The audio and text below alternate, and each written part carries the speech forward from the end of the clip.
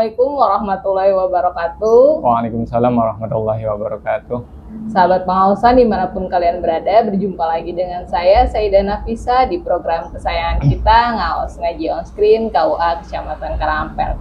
Pada kesempatan kali ini, saya ditemani oleh seorang narasumber yang tidak kalah hebatnya dengan narasumber-narasumber kita sebelumnya.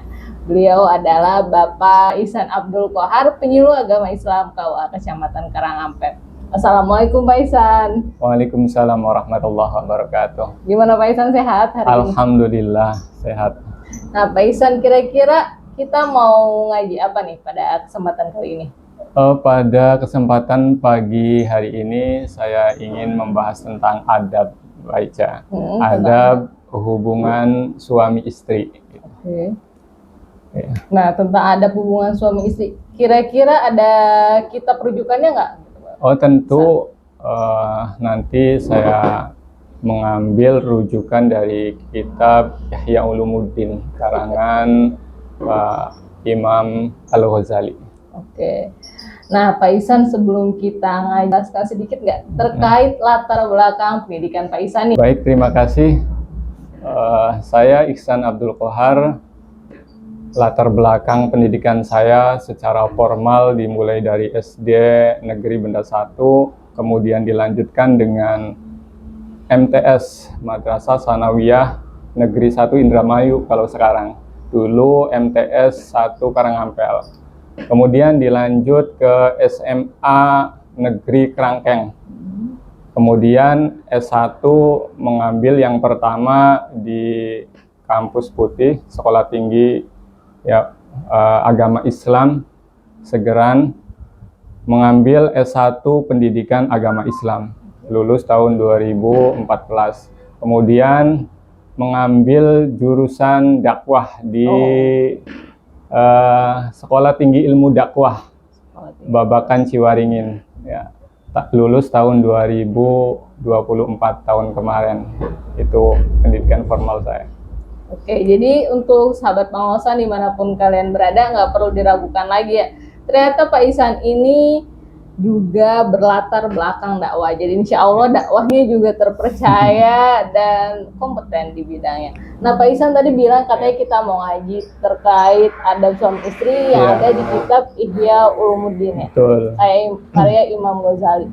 Nah sebelum kita ngaji terkait adab suami istrinya, boleh dijelaskan dulu nggak sih Pak Ihsan? Garis besarnya aja. Baik, terima kasih. Mengapa saya memilih tentang tema ini ya Mbak Ica, tentang adab atau hubungan suami istri ya. Tentunya ketika kecil kita diajari tentang adab makan, adab minum ya, adab keluar masuk ke toilet, kemudian adab kita mau tidur bangun tidur itu.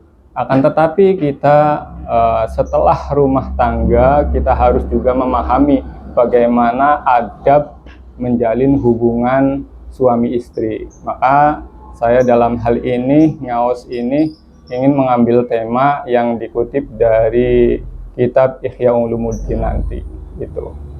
Oke, kalau begitu mangga Pak Ihsan sudah bisa dimulai ngawas kita pada kesempatan kali ini. Teman-teman di rumah, sahabat pengawasan, jangan lupa saksikan dan perhatikan penjelasan dari Pak Ihsan. Mangga Pak Ihsan. Ya, terima kasih. Hubungan intim suami istri di dalam Islam disebut dengan jima ya. Bagi pasutri, melakukan jima adalah salah satu bentuk ibadah yang bisa mendatangkan pahala, baiknya ya. Meski begitu, dalam berjima pun memiliki adab atau tata cara yang diajarkan dalam Islam dan wajib diketahui oleh setiap muslim ya.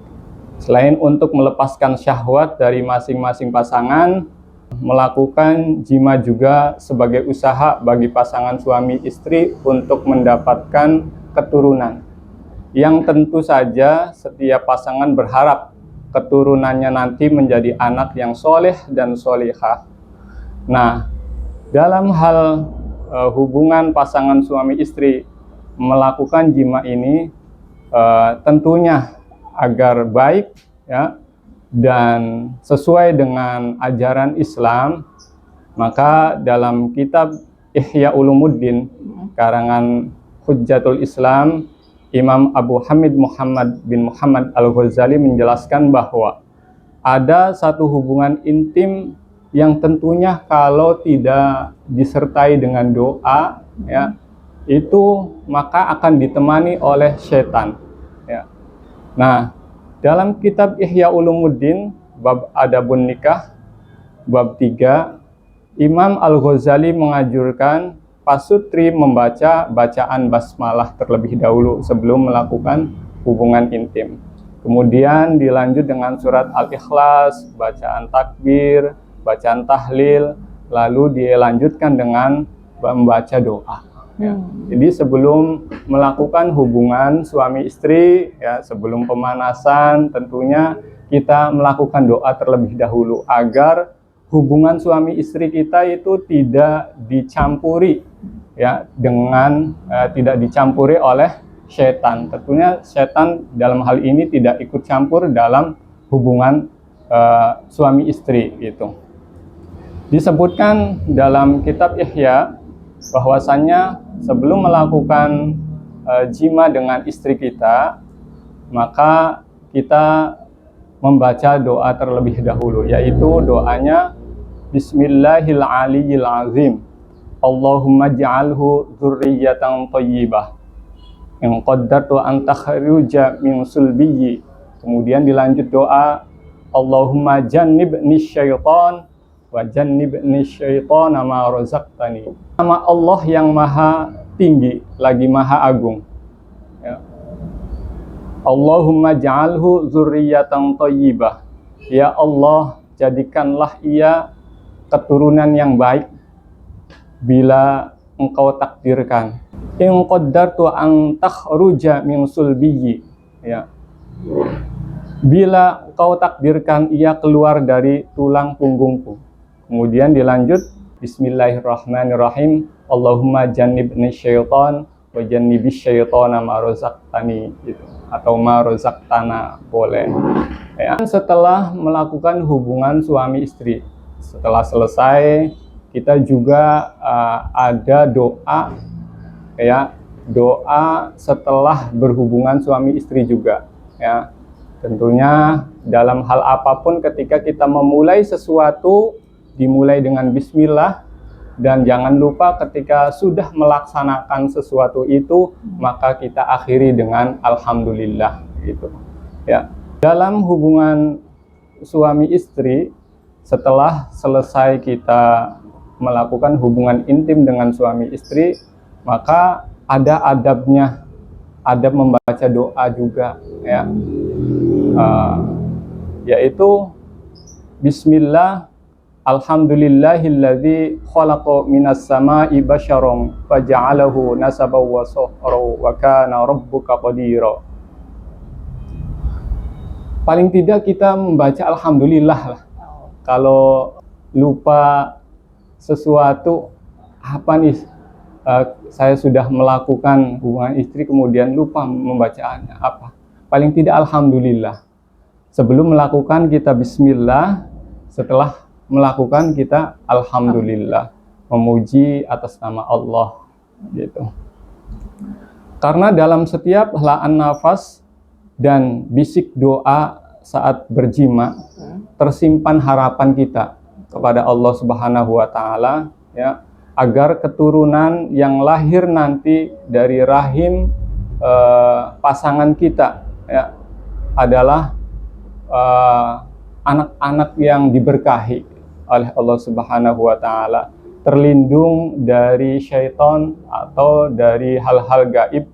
Nah, kemudian doa ini bukan hanya mensucikan tubuh tapi juga jiwa, ya, bagi kita setelah melakukan jima dengan pasangan kita. Itu Mbak Ica. Ya. Oke, Pak Ihsan, berarti nih sebelum pembahasan lebih lanjut, kan tadi Pak Ihsan bilang sebelum jima kita harus berdoa, setelah jima pun kita harus berdoa. Harus berdoa, jangan lupa itu. Jangan lupa. Nah, walaupun hanya membaca Bismillah dan Alhamdulillah. Ya. Nah, selain doa tuh ada nggak sih Pak Ihsan sunnah-sunnah yang harus kita lakukan nih, barangkali sebagai pengantin baru yang nggak paham apa yang harus kita lakukan selain doa gitu loh. Sunnah-sunnah yang kita bisa tiru dari Rasulullah. Ya. Paling tidaknya seperti itu. Kalau kita pengen mengerjakan sesuatu yang lebih gitu kan, ya tentunya kita sebelum berhubungan dengan suami kita dalam keadaan suci terlebih dahulu. Kita punya wudhu, ya, kita terbebas dari hadas maupun najis, ya, badan kita sudah bersih, sudah mandi dan pakai wangi-wangian, itu yang disunahkan. Kemudian barangkali bisa dilakukan dengan sholat sunnah terlebih dahulu, gitu.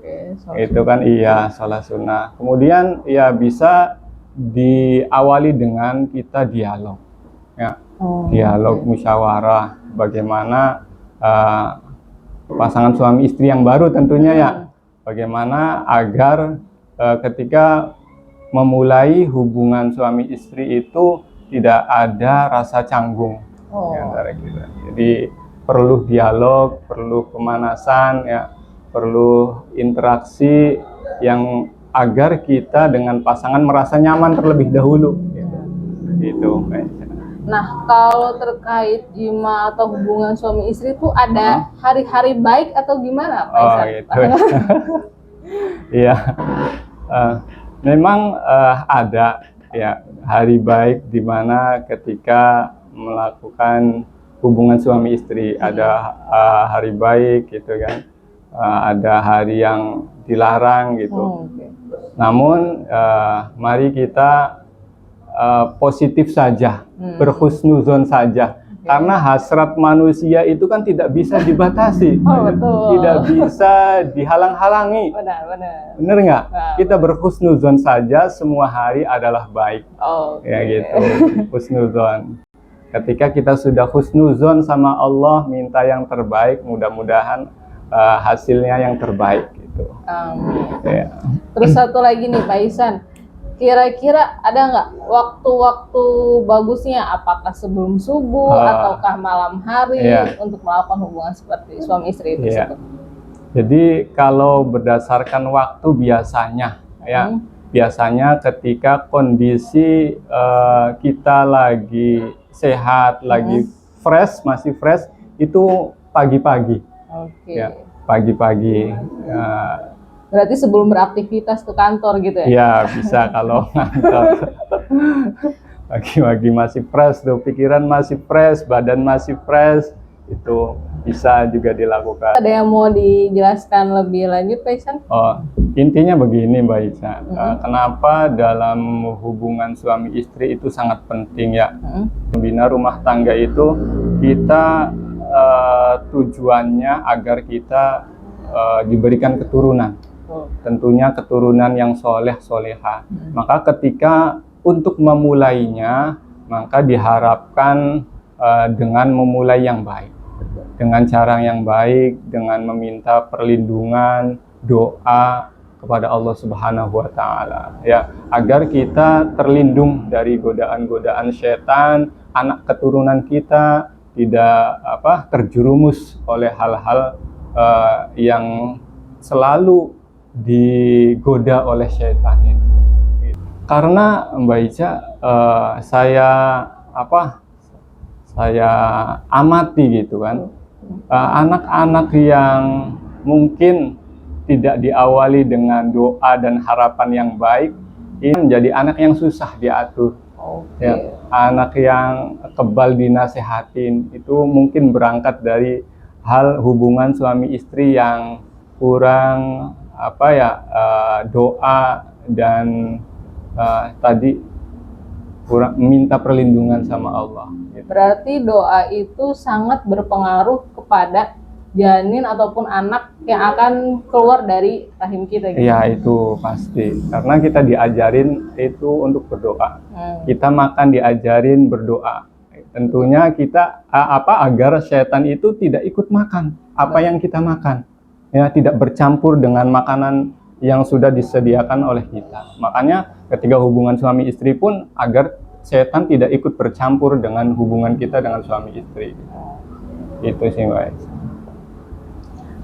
Oke, Pak Ihsan nih, sebelum kita menutup perjumpaan pada pagi hari ini, kira-kira ada nggak nih doa ataupun tips dari Pak Ihsan untuk teman-teman pengawasan di luar sana yang semoga segera diberi keturunan? Nah, doa khususnya gitu, Pak Ihsan.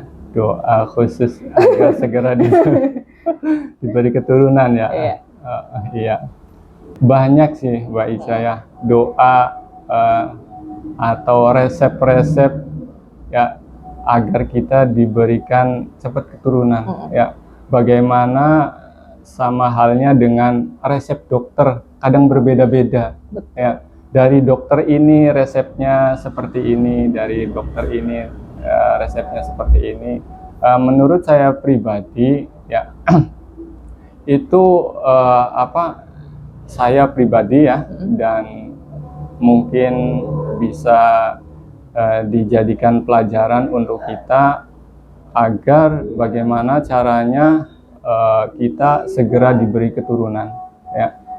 Keturunan itu adalah anugerah atau titipan ya, titipan dari Allah Subhanahu wa taala.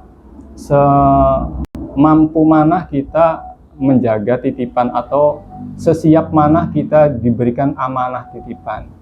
Saya sih berpikir positif, barangkali orang yang belum diberikan turunan barangkali nanti Allah akan berikan di waktu yang tepat. Amin. Di waktu ketika kita sudah siap, di waktu kita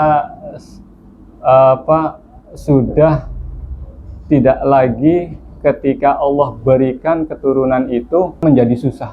Oh, kita menjadi hidupnya susah ketika dianugerahi anak keturunan kita. Jadi Allah nanti sudah siapkan waktunya, Mbak Isya. Ya.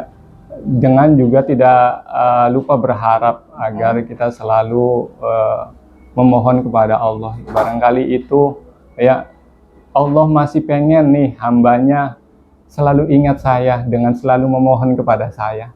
Ya, tidak mengabaikan saya dalam hal ini. Saya selalu pengen dilibatkan dalam masalah hambaku. Ya, berarti kita selalu berhusnuzon saja. Nanti ada waktunya kita akan diberikan yang terbaik oleh Allah. Oke, baik. Terima kasih Pak Ihsan untuk penjelasannya terkait adab berhubungan suami istri. Terima kasih Pak Ihsan untuk waktu dan penjelasannya. Semoga sahabat pengawasan di sana bisa mengambil hikmah ataupun pelajaran dari apa yang sudah disampaikan Pak Ihsan. Sahabat pengawasan di sana yang masih ingin belajar sama Pak Ihsan, jangan lupa terus tonton Ngaos Ngaji On Screen KUA Kecamatan Karangampel. Di episode-episode berikutnya pasti kita akan ketemu lagi dengan Pak Ihsan. Baik, terima kasih Pak Ihsan untuk waktunya. Jangan lupa teman-teman komen, like, dan subscribe. Wassalamualaikum warahmatullahi wabarakatuh. Waalaikumsalam warahmatullahi wabarakatuh.